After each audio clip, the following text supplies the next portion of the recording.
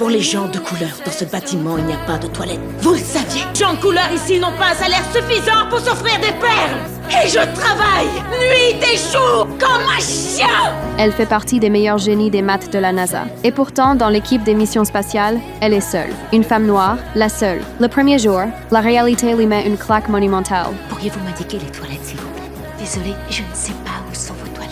Elle n'a pas le choix. Elle serre une pile de dossiers contre elle, en talons, et elle sprint 800 mètres dans le centre, jusqu'à l'autre bâtiment, aux toilettes séparées. Aller-retour, 40 minutes. Et souvent, ça lui ruine le travail.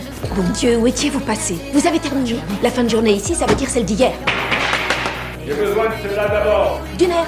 Même la cafetière commune, parce qu'elle l'a utilisée, on la met à part. Mais ils oublient un truc. Le talent de Catherine, ça ne se cache pas. Très vite, un collègue lui file un dossier confidentiel. Sauf que les chiffres clés sont complètement barbouillés d'encre noire. L'ingénieur de notre service et moi-même avons validé ces chiffres. Sachez qu'on ne vous montre le dossier que pour la forme. Mais Catherine n'est pas juste une calculatrice humaine. À partir des traces, des marques à peine visibles, elle arrive vraiment à lire ce qui a été noirci et à retrouver les paramètres cruciaux du lancement. Quand elle pose ses résultats sur la table, tous les ingénieurs restent figés. Le chef, Harrison, l'a fait venir dans son bureau et la cuisine. Comment elle a eu accès à des secrets top niveau?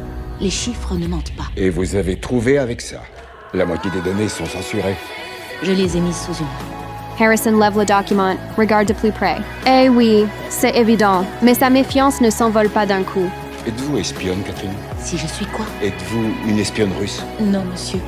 Au final, Harrison comprend qu'elle est clean, et il finit par lui faire confiance. Il ordonne qu'on lui donne toutes les données brutes, sans censure. Mais au moment même où elle est enfin reconnue, une humiliation encore pire lui tombe dessus. Ce jour-là, elle revient en courant des toilettes, sous la pluie, jusqu'au bureau, et Harrison craque. Où étiez-vous passé?